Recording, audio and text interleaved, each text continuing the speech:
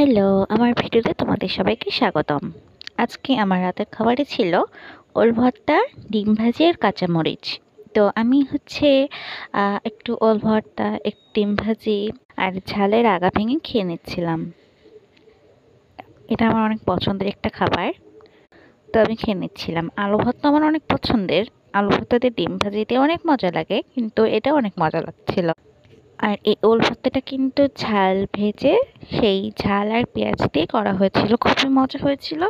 সাথে সরিষা তেল দেওয়া হয়েছিল, খাঁটি সরিষার তেল, আমাদের ভাঙানি সরিষার তেল দেওয়া হয়েছিল। তো এই তো আমি খাচ্ছি। আমার আর আপনাদের কারোর যদি রেসিপি লাগে অবশ্যই আমাকে জানাবেন, আমি আপনাদের জন্য দিয়ে দেবো। তো এই তো কথা বলতে বলতে আমার খাওয়া শেষ হয়ে গেছে, শেষের পর্যায়ে। তো সবাই আমার পাশে থাকবেন। আপনাদের সবাইকে আমার ভিডিও দেখার জন্য ধন্যবাদ। শেষ।